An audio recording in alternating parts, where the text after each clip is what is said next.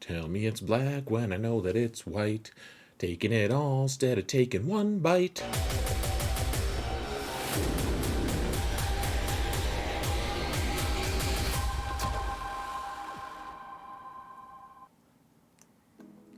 Hello, everyone, and welcome to another episode of Zareth Prevails. We're going to talk about Night Sisters today, guys, and how they can beat General Grievous. Keep your gear levels low. Keep them so low. Not trying to draw a parallel between this and Han Solo or Single, but here's the thing, guys. You want to keep all of your gear levels except for old Daka really low, and maybe Asajj. You want some gear on her, but otherwise, these Night Sisters, they don't have to have good mods. They don't have to have good gear. They need a couple Zetas. They do want 3 or 4 Zetas, but then after that, this team will kill something every time for you. If you're not like where I'm at 9.2 million GP, it gets a little crazy up at the top. But I still use Night Sisters most fights actually, and actually, well, they won me a match the other day. In fact, they got a hold on defense of all things. So crazy, guys. So we're gonna go over the modding just a little bit and the Zeta requirements and everything. I'm gonna show you guys that on my main account, which has way more gear than the example I'm gonna show you. The example I'm gonna show you is on Prevail Man, where we take down a very well modded high relic General Grievous team with Night Sisters. It's crazy. When I first heard that this was a thing like years ago, I laughed at the guy. I was like, that can't be right. That is impossible. That's not true. That's impossible. So let's go. Let's talk about modding and stuff, and then I'll show you the video, walk you through what's happening. So modding and mechanics, I should say. We're gonna go through that as well. Whoa, we're in the game. Madness. You say there are mechanics here? They don't look like mechanics. Okay, so there's a few different things going on here. First off, the Zetas that you need. I didn't realize that I have one more than I said that you need. You don't need a Asajj lead. You don't need that, guys, so don't do it if you don't want to. It's still a good-ish lead in theory. If we get more Night Sisters, which, I mean, if they're doing more stuff from that Jedi whatever movie, that, like, we could get at least one more Night Sister. So there is that. Fallen Order, I guess, is what it's called. Anyways, that being said, I think Talzin is just the best lead right now. There are a few other good leads, but you need Talzin, you need both of them on Talzin, you need the unique on Asajj, and you absolutely need the one on Daka. This could maybe work if Talzin doesn't have her unique, but it's pretty handy. So the order I would go would be the lead on Talzin and old Daka at the same time. Those are simultaneous. You have to have those. And then the Asajj unique, and then the Talzin unique, and you want all 4 of them. So I know that that's expensive, but then you don't need that much gear. I know that this looks like a lot of gear. You don't need it. I'll show you guys. It's crazy. Asajj can be gear 12. Old Daka needs to be relict. The other ones can be like gear 8. Seriously, gear 8 or even lower, actually. Okay, let's jump in. I just want to show you guys the mechanics real quick so you understand what's happening. So first off, the unique on Asajj. When an ally or enemy is defeated, she gains turn meter. That's great. So when someone dies, she gains turn meter, and this team dies a lot. She also gains 15% offense, extra critical chance, and max health. So she gets tankier as time goes on. So, there are other mechanics, of course. She has an AoE, she has a Dispel, which you guys will see, the Dispel and /heal, which is really handy. And then for modding, just give her crit damage, guys. Crit damage, and then I just put a mismatched set. Like, defense doesn't do anything for her, but I think I had a, like, somewhat fast. You don't even need them to be fast, guys. She has her own turn meter mechanics. You don't need her fast. But there's, crit damage triangle, and that, who needs a crit damage triangle and an offense cross that are both like defense sets? Asajj can make good use of them. She wants those things. Alright, Mother Talzin. She wants her lead, which her lead is a little bit convoluted. So first off, the straightforward stuff. Everyone gets 50% potency, which is really nice. 50 plus 30 speed, that's great. And then what happens is when someone dies, someone can revive. That, like, they revive temporarily their opponent or their friend who is dead, and then that friend dies again, but then you get bonuses for the death. So like Asajj gets another however much percent, like 15% offense from that revive then death mechanic.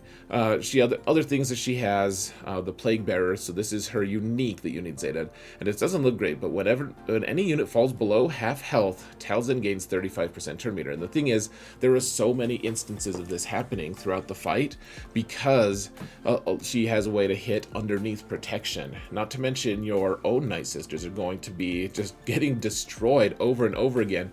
So you want her to cycle through her turns because she's going to spread this thing called Plague. And what happens when Plague like you put Plague on someone, if they heal all the way to full health, then Plague disappears. But if it doesn't disappear, then it acts like a damage over time. It does like 5% damage every time they start their turn. But then on top of that, you can do damage with your basic to anyone who's doing Plague. So if she takes a lot of turns, she's doing damage to people with her basic. On top of that, though, and this is really important, if they have Plague, if you debuff them, which you have a lot of stuns and other debuffs, but especially stuns, then they can't get out of their Plague. Or they can't get out of it. They can't dispel it, even if they have an ability to dispel it. So modding for her, give her a potency set, give her an offense set, and throw her out the door. Doesn't need to be anything special. She doesn't need high gear. I know that I have relics on her. You don't need them, though. In fact, you're better served to not have them in this counter. Old Daka, this is the only way this can work, guys, is you need her unique Zeta super bad. Every time someone dies, when another ally is revived while she's active, old Daka gains 10% max health stacking, and so she just keeps getting more and more and more and more health until she can't, until she can't take it anymore. I don't know what that means, but here's the thing. You want her relic 5-ish, and then you want all health set. I know that I have defense sets. It's a weird thing that I've been trying that, I don't know. It probably works fine, but health sets probably, guys. You want her to be somewhere around 125 health. 125k health, if you can. All health. You don't need a lot of speed, because the other part of it, guys, is whenever someone dies, when an ally is defeated, she gains 50% turn meter, and the cooldown of her revive is reduced by 1. So you guys will see how that goes. Like, she'll just keep reviving after reviving after revive until she boosts her health so that no one can even hurt her. Finally, we have Zombie. You need gear 10 on Zombie minimum. You can't... I know I said gear 8, and I apologize. Gear 8, it won't work with Zombie. You have to have gear 10, because you have to get gear 10. Once you get gear 10, you can unlock this ability, which means that Zombie never dies. And you need Zombie to never die. You need that. You can't let Zombie die. So... other mechanics that she has on her basic, she has tenacity down, which is really nice, especially if you call her to assist. She can also apply tenacity down, and then this one she can heal people for reasons. You can give her all health or whatever. I mean, protection's kind of wasted on her, so just extra health, and you could give her a lot of speed if you really wanted to and make her obnoxious. Those days are kind of past. So finally, Spirit. You want a damage set on her, and you want her to be fast. You want a crit chance. So crit chance and either offense or crit damage. And then offense all you can. And then if you can fit any potency on her, that's great. There's two really cool things about Spirit. First off, if she has Foresight, which she auto-generates that, but if she still has it when it's her turn, then when she hits, she ignores armor, which is just like... she can do a crazy amount of damage when that happens. So she hits like a truck. You don't want to give her a bunch of speed. I mean, you give her fast sets. I mean, what do I have? She's a plus 115. That's not too much. 288. Remember, she's going to be plus 30, so over 300. That's nothing crazy compared to what's going on these days. But otherwise, offense and crit chance and just destroy people, because she also stuns people. She dispels buffs and stuns them, and you want those stuns to land. The other thing about Daka, of course, is on her basic, she stuns one person, and a 75% chance to stun them for it to proc it all. And then, otherwise, you also have a 55% chance to stun someone else. So, you can get a bonus stun. That being said, guys, we've talked about mechanics and mods for long enough. Let's get to the actual gameplay, shall we? So, look at this team that this is on Prevail Man. This is my Prevail Man account that I'm showing you guys. And what's going on here is that they have a whole relic Grievous team at, Relic 4. I guess that's not like super high, but it was very well modded. This guy knew what he was doing. And one thing to keep in mind, guys, if this is a General Grievous team with Newt instead, so typically Grievous has a core 4 characters. And I know this people are starting to run in with like the GG nuke on defense sometimes. I think that's a little bit silly, but I mean, it can also be very effective. The issue being, of course, that you really need the you really want to be able to use this team typically. Like his best version of the team is going to be with B1, B2, and Magna Guard, and then the 5th member is going to be kind of variant. If it's IG 88 that with the Zeta, you might want to stay away from that unless you're very confident in this match, because he'll prevent you from healing a lot of times, which is pretty bad for Night Sisters. Droideka is fine to counter against BB-8. It seems really, really bad, but actually you have a really high win percentage with this team against that. And then finally, against Newt in there, Newt can really cause issues. He reduces the percent win chance by, I don't know, I think you get to win like 70% of the time, something like that. Like, it becomes a super RNG. So, I mean, this is a strategy to use when you want to punch upward, right? Like, this is the one that you use when you're really hoping that if you win this, like it's going to let you use a good team on someone else. So you can see my Mother Talzin, Gear 9, Gear 10 on Zombie, Gear 9 on Spirit. I thought that they were 8, but 9 is, 8 or 9. That's basically, realistically the same. And then Old Daka, Relic 5 here, guys. So, she's got her Zeta. Everyone's got the Zetas that they need. And Asajj is Gear 12. Nothing crazy on mods. This account does not have crazy mods. I think Old Daka is, really slow, actually. So, let's actually jump in and have at you.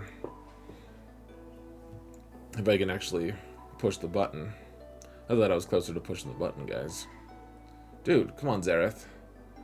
Come on, Prevail, man. Push the button. This is on my 3.5 million GP account, guys. What are you waiting for, Zareth?